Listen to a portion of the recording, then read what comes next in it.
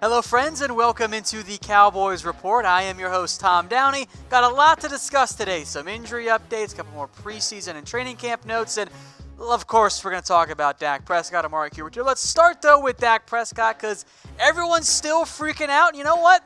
I get it, guys. I get it. I don't blame you. The report came from Jane Slater that Prescott has asked, I mean, really his agent has asked, for $40 million.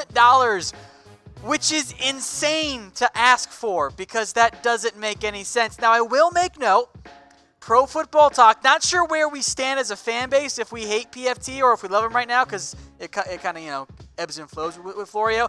But they says Prescott did not ask for $40 million. No, it didn't happen.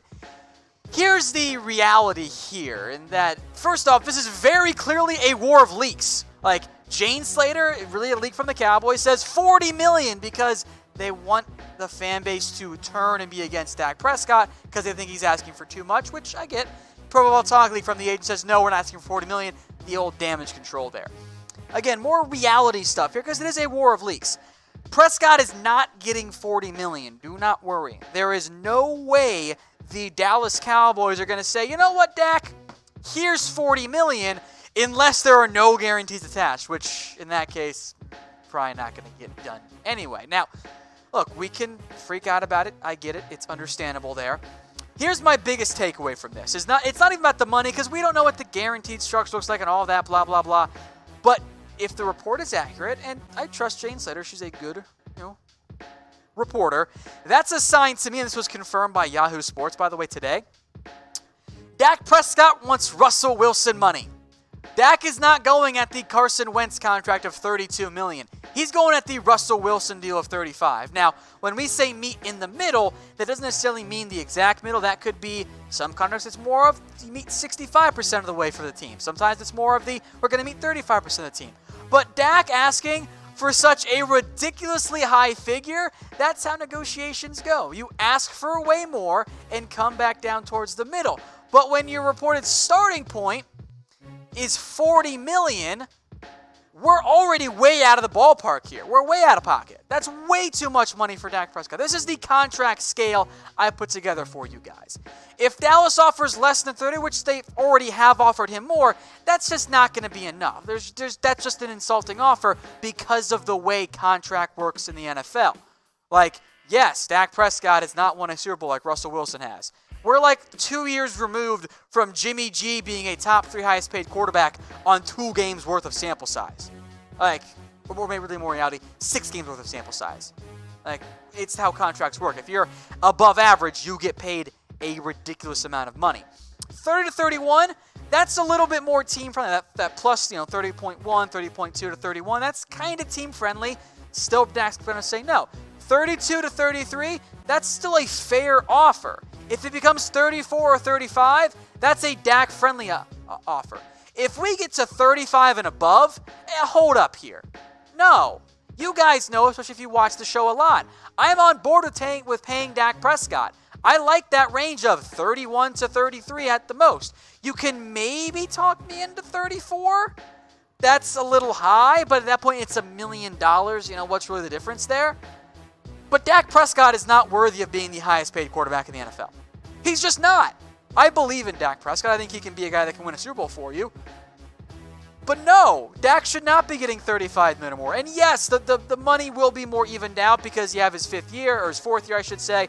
You can factor that in. All of a sudden, 35 with his current money for this year becomes more like, in that 30 to 31 range. But in terms of the new money extension, that's what we're talking about here, the new money, the extension value, no.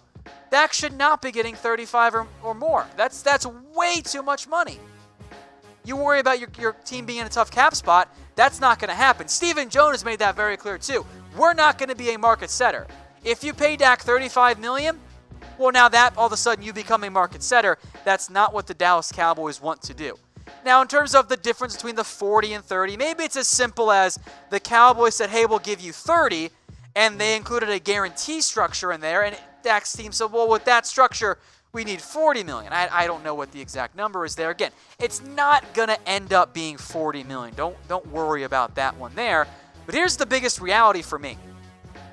That the numbers have leaked is a clear sign contract talks aren't going that well.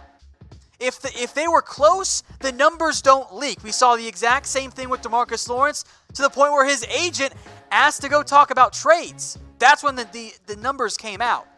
It means for me, the contract talks between Dak and his agency and the Cowboys, it's not going that well at the moment. Still plenty of time for things to change. I kind of thought this deal would be done before the Cowboys broke camp in Oxnard, but not if Dak's asking for more than $35 million. That's just not going to get the deal done. The answer is no. You can't pay Dak $35. At that point, I would much rather wait and risk a Kirk Cousins type scenario than pay him $35 and have Dak regress and the team get worse and all of a sudden you start with a bad contract. I'd rather play the Kirk Cousins risk, knowing it is indeed a risk. Let's move on to some injury notes here. Many of you guys commenting about it in the comment section. Thank you all very much, by the way. Amari Cooper and his injury. The Cowboys have called this a bruised heel, but I saw it first from Mickey Spagnola, saw it from Mike Fisher too. It's not really just a bruised heel, apparently. It's apparently more of a ligament issue, and if it's a ligament issue in the foot, that means it's the plantar fascia, aka if it's bruised, it's inflamed. Now it becomes plantar fasciitis, and that's not great. The Cowboys are continuing to say it's minor, it's not a big deal.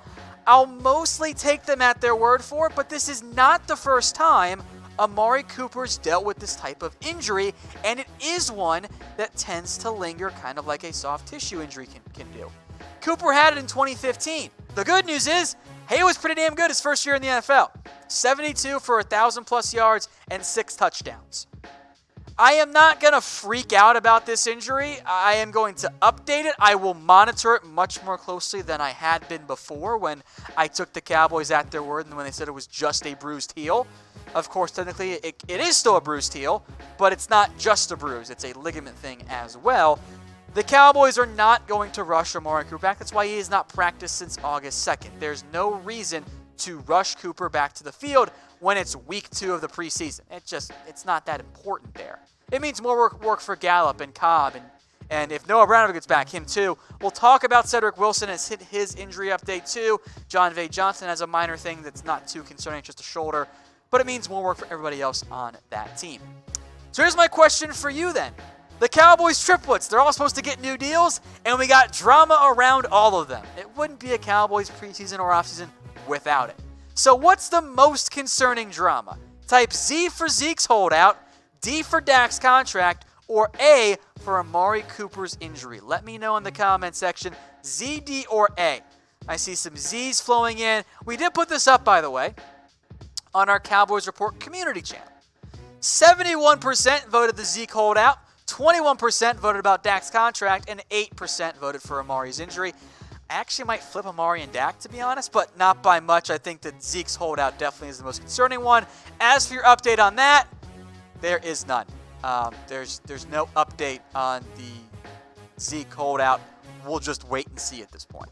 All right, some other injury updates here for the Dallas Cowboys. John V. Johnson had tests done on his shoulder. Good news, they were negative. He's day-to-day. Don't worry too much about that one. We'll get back to Brandon Knight here, but he unfortunately has a pretty significant injury. He tore the plantar fascia in practice last week. It's a multi-month injury. He could be an IR candidate. Dalton Schultz is out right now with an ankle, not going to practice today. Blake Jarwin dealing with a foot sprain. The good news is he's going to be limited today in practice. That appears minor. Dallas is going to be cautious. Looked pretty good in the passing game in week 1 of the preseason. Limited today means there's a chance he plays in week 2 of the preseason. Cedrick Wilson, meanwhile, after again a promising week 1 showing, he is in concussion protocol after that hit against the 49ers. We'll see if he's able to go. I don't know. Concussion, more so than like any other injury, it's a giant guessing game because it affects each player differently. So we'll see. As of right now, I don't think you'll see him in week 2 of the preseason. And then finally, Luke Gifford. Again, I don't know what happens here with him because it's a multi-week high ankle sprain. He's going to miss the rest of the preseason, probably some in-games. So 2 options that come to mind for me, either, I guess 3 options. A, Cowboys keep him on their roster, which is where he was trending towards, and bring him back after he misses the first few weeks. He could be an IR to return type candidate, bring him through roster cuts and then place him on IR. or you try and IR stash him now, knowing that's going to cost him the entire season. So we'll see about Luke Gifford. That one is worth monitoring. If I had to guess right now, knowing a lot can still change, I think I'm actually going to lean towards him getting through roster cuts and then being placed on IR, and the Cowboys possibly bringing him back to return, 6, 7, 8 weeks into the season. All right, guys, please subscribe to us here on YouTube. We'll do more preseason watch parties. We'll do training camp updates, regular season game watch parties, news, rumors, all kind of stuff. Get us to 50K. Help me get more money. Get us to 50K. I'd appreciate that quite a bit here on the Cowboys Report. Moving now to some preseason camp hype, because it's really not going away. That's Tony Pollard. Jerry Jones says Pollard can carry the whole load. Also phrasing Jerry. Pollard didn't make a big impact against the 49ers, but the Cowboys' value of Tony Pollard is very clear. They are excited about him. Here's the quote from Jerry Jones. I thought he had a good showing of himself. Also phrasing. He looks confident out there. We know he's inordinately understanding of what it is he does and can do. A lot of the praise for Pollard, by the way, as I get away from the quote, deal with it, I guess, has been of his ability to quickly pick up the offense there. We've seen him do it. We know he's capable of it. If he really needs to carry the whole load, he's really right there with Alfred Morris as RB2. Morris didn't play in week 1 because the Cowboys also know what they have with him. Jackson, Weber, and Chun are all kind of playing for that secondary role there. I will make note, though, and this is a serious question. Would the Cowboys be hyping Tony Pollard up as much if Zeke was here? I don't think so. Yes, I know the Cowboys are excited about Tony Pollard, but if Zeke was here, I think you'd be hearing a lot less about how great Tony Pollard is, how he's already a draft steal. Like, okay, he's at 4 carries. Let's pump the brakes there just a little bit, but enjoy the hype because the Cowboys themselves are the ones behind it. All right, if you guys like to bet on sports, and by the way, I hate to say it, but bet against the Cowboys in the preseason. They're not a good team. That's the reality of the preseason there. Head over to chatsports.com/Cowboys and use promo code GOCowboys for 100% deposit bonus. Put down $50. They will match it for you. That is the best betting deal out there and only for you Cowboys fans. Let's move now to Taco, who kind of weird comments here. Look, he has made it clear he knows and he sees your tweets. He knows what you're saying about him. But he also kind of said a couple of weird things that I'm like, unusual. So here are the quotes, all right? Taco says, me and my agent got our talks. We hear a lot of things. I go out there with the same thing each time. I try to be the best player on the field. My mentality never changes. I try to dominate the guy I go against. I try to make plays for this team. That makes sense. That's kind of what you want to hear. Like, okay, he's focused. He's locked in. It's the second part that makes you go, wait a minute. We know my value and everything's good. We just prepare for any situation, me and my agent. I don't know what is going to happen. I am here right now working with this team. I'll show up every day to work hard. You got to play smart. My agent sets the mentality. He lets me know what needs to be done. That's weird, right? I'm not the one who thinks that. That's kind of a weird quote by Taco Charlton, and it makes it seem like, and the headline from the Fort Worth Star-Telegram was, I thought a little over the top, but the headline was, is Taco looking to leave the Cowboys? I'm not going that far, but it would appear to me that Taco is fully aware that he is not guaranteed a roster spot. Now, it's a little bit better because Crawford and Quinn and Lawrence are all hurt right now, and Quinn and Gregory are both suspended. But the comments from Taco Charlton, they're kind of getting a little bit too close to that David Irving, Rico Gathers territory for me, where it's kind of like, I know I'm great. I don't care where I play. It's fine. I don't have to work as hard as maybe I should. I don't think Taco's there yet, but those comments are weird to me. They're weird. So here's the question then. Will Taco Charlton make the team? I think he does, but I'll make note. Kerry Hyder looked pretty good. Jalen Jelks looked pretty good. Dorrance Armstrong's been working ahead of Taco Charlton. And Joe Jackson, too. What if it comes down to Taco versus Jalen Jelks? Could the Cowboys actually keep Jelks instead? I don't know. It's an option there. I think the Cowboys will make Taco available in trade talks in the end, near the end of the preseason. All right, some more defensive line notes here that I want to get to because we didn't really mention them in the preseason winners and losers, but they were pretty good. Daniel Wise, who I liked quite a bit out of Kansas, I think there is a chance, and a higher than you might expect chance, that Daniel Wise is being groomed to be the next Tyrone Crawford, because the Cowboys have used him at defensive end and defensive tackle. Now, much like Crawford, he did a lot of the dirty work in the preseason, kind of taking on blocks, setting up other guys. Doesn't show up in the stat sheet, can even be tough to see live or even on just pure game film there, but he played pretty well. Not necessarily this year, but the Cowboys, I heard, had a 4th-round grade on Daniel Wise, which is what I had, by the way, on him. So maybe the Cowboys find a way to put him on the practice squad or even go extra deep at D-line. I'm not sure, just making note of that. All right, now this question is different, so just bear with me here. But today is National Filet Mignon Day, or as Mitch would say, Filet Mignon Day. Now, how do you guys cook your steaks with that in mind? Let me know in the comments section. How do you cook your steaks? There are a couple of good answers. The one answer that's not acceptable, though, is well done. That's gross. You cannot cook your steak well done. That means you're being wrong. All right? Medium rare, that all makes sense. Well done? Absolutely not. All right, one last news rumor item here for you. That's on Ricky Walker, who has impressed of late. Had a good showing in the preseason. Really helped free up Jalen Jokes for the actual sack that he made. Walker had a big role in that. I liked him coming out.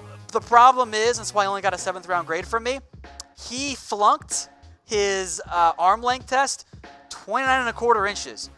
We rip on Connor Williams.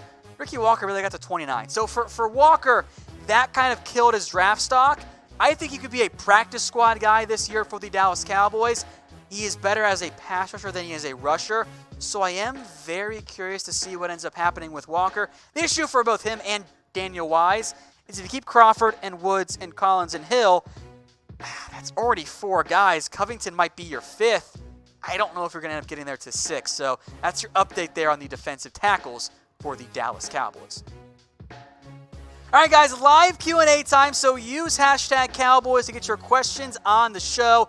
Makes it a lot easier for producer Dylan to find them and bring them up. So again, use hashtag Cowboys to get your questions on the show.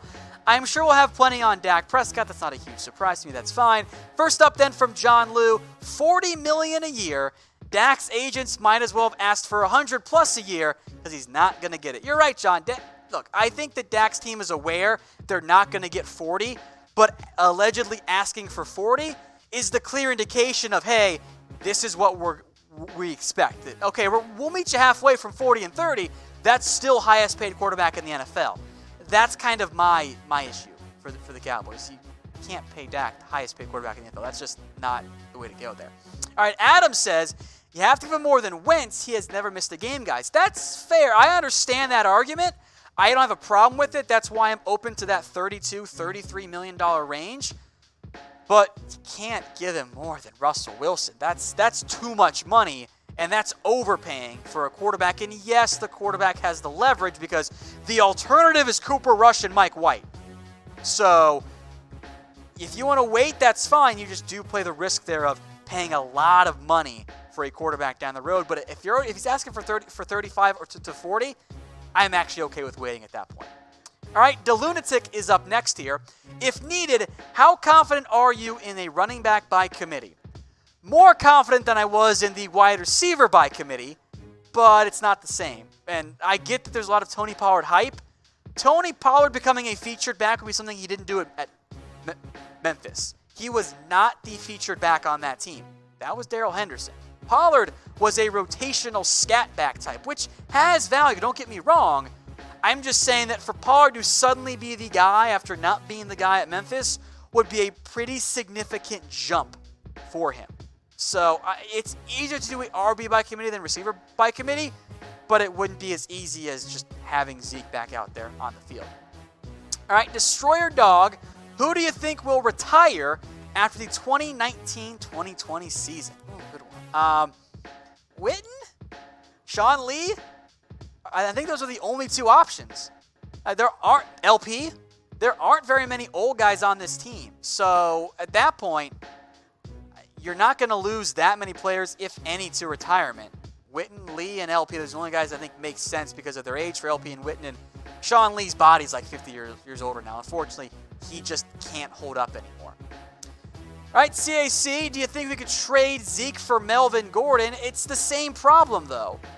Like, if the Cowboys aren't willing right now to give Zeke $14 million and Melvin Gordon wants more than 10, well, it's going to be the same problem, right? And what else are you getting back from the Chargers? If you get a first, okay, I can have that discussion. But if you're only going to go so high for Zeke, Melvin Gordon's not as good. Like, so at that perspective, all of a sudden, you're in trouble there. I don't think it actually solves your problem in the end. All right, another Zeke question from Abner Rodriguez. Do you think Zeke should be the highest paid running back in the NFL? I say pay him his money. Look, if you go with that type of market, then yes. The Cowboys' issue is that they don't want to set the market, and they think the market got reset with Lev Bell because the market matters to how the Cowboys want to use the market. You know, I think that makes sense. But look, if you want to do it, yes, that's fine. Give him 14.5, call it a day. I am okay with that, but I don't want to go that much higher, and I would like to find a way to keep the guarantees low in case of injury at the position or if Zeke gets suspended again. All right, Justin Wilson, do you honestly think we still get the big three signed? Not as confident as I once was. I still think you get two of the big three signed before the year ends. I just don't know anymore which two it's going to be. But we'll find out. I think a lot of it depends on what those asking prices end up looking like in the end for the Dallas Cowboys and how far they're willing to go up and how far the agents are willing to go down. As of right now, there's a lot I just don't know. All right, Raymond Lofton, do you see the offense converting in the red zone this season? Preseason offense looked the same as last year. Again, don't read too much into the preseason offense. They're not going to show the good stuff in the preseason. They're not going to do that. They're going to hide the good stuff. So yes, I think the offense has more success, but there really isn't that much further or that much worse they can be. They have to be better. They have to be better there. All right, Mark here, and I'm going to have to pull up my air yards chart here because I don't believe this is correct here. Wentz has nowhere near the talent as Dak. Similar stats with nothing but a tight end and a good O-line. Dak ranks 28th in yards in the air. That does not count yards after catch, dink, and dunk. Oh, here's the thing, though, Mark. Dak is not 28th. And also, I feel like you've kind of flipped those. I'm not really sure what you're saying. Wentz has nowhere near talent, then you're also kind of going on Dak there. But Dak's average intended yards in the air, he's not 28th in the NFL. He's not. Like, here are the players Dak Prescott is tied with or has more than. He has more than Nick Foles, Cody Kessler, Derek Carr, Beathard, Bortles, Stafford, Cam Newton, Drew Brees, Eli Manning, Nick Mullins, Kirk Cousins, Case Keenum, Marcus Mariota. He's tied with Andrew Luck. So, no, Dak is not 28th in yards in the air. That's not an accurate stat. I don't know where you grabbed that from. That's not the accurate number, though, for Dak Prescott. All right, guys, again here, request for you. Please subscribe to the Cowboys Report. Get us to 50K. Help me get the bag. I'll be honest, I got some bonus money coming once we reach 50K. So help me out. I would greatly appreciate it. Help me get the bag, all right? And maybe I'll donate some to Dak Prescott and Zeke Elliott, and they can get their prices down. That's a win-win for everybody, right? I think so. Go subscribe to us here, guys, on YouTube. I really would appreciate it.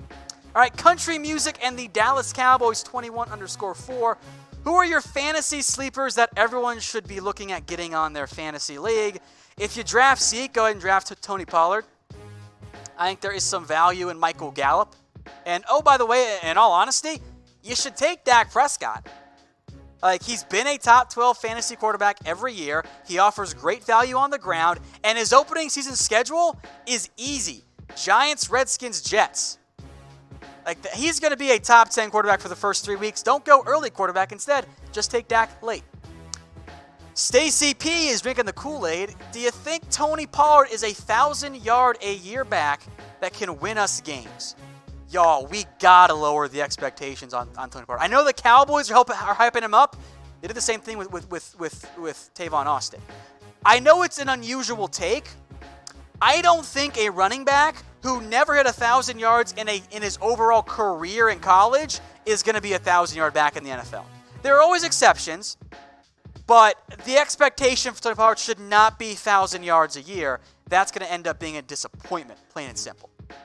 Evan Rosales next up here. Can the Cowboys trade for Jalen Ramsey? If you were to trade for him, what will you give Jacksonville? Well, if the Cowboys aren't going to be a market setter ever, they ain't affording Jalen Ramsey. Because Jalen Ramsey wants to break the cornerback market. He wants more than 15, 16 million. He wants 17, 18.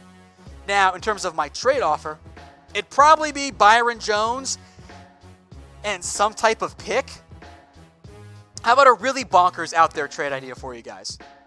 How about Zeke and Byron Jones for Fournette and Jalen Ramsey? Who says no? Because I think the Cowboys still say no. But let me know who you guys think says no. Also, let me know if you guys like my red hair from the other day. Yes or no? Based on the comments we got on NFL Daily Live on Chat Sports, and then in the comments from the video we posted, the answer was no. And I hated it too. I will update you guys. I did not tell my wife I was doing it. So I walked in the house, and she turns the corner and goes, "Oh no. Oh no." She did not like it. The good news is the dog was not afraid. And I kind of thought he was going to be afraid, but he was excited to see me anyway.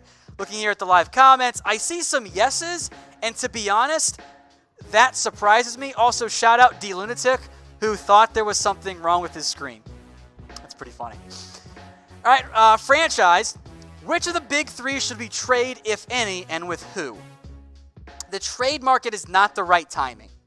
Like, you have to do it in the offseason because not that many teams need a quarterback right this second. Not that many teams need a running back right now. Teams could use a receiver, but I don't want to trade Cooper right now. So if you want to visit trading somebody, do it in the offseason, which comes next year. And at that point, you probably should end up trading away Zeke Elliott because he is still under contract. Not to do the franchising tag and then pay big money too. From that perspective, it actually might make the most sense to trade Zeke. Although, to be quite honest here, I'm not really on board with that quite yet. Destroyer Dog, will Luke Gifford be okay and ready for week 1? I don't think so. High ankle sprains take in that 6-week range, best case typically 4 weeks, kind of past that mark. So no, I don't think Gifford is ready to go for week 1. Jared, do we still beat the Giants week 1 if Cooper and Zeke both don't play? If they're both out, I'm not as confident on that one. If one is out, I do think so. Although, last year, we saw the Cowboys do it without Cooper and Zeke. Different time of the year, different team for both, but I would say they can do it, but I think you need Cooper out there to beat the Giants week 1. All right, guys, if you want to bet on that Cowboys-Giants game, pro tip, just bet on the Cowboys. Giants aren't going to be very good next year. Head over to chatsports.com/Cowboys and use promo code GOCowboys for a 100% deposit bonus. Put down $50, they will match that for you. Put down $100, they'll match that as well. It's the best betting deal out there. Chatsports.com/Cowboys. Ian wants to know at this point if I would trade Taco for a top kicker and a 5th or 6th round pick. I don't know if you could get a top kicker for Taco Charlton. Like, top kicker to me goes, okay, Justin Tucker. Could you get Justin Tucker for Taco Charlton? No, I don't think that you could. Maybe you can get a 5th or a 6th round pick, but I wouldn't think on getting a kicker there either.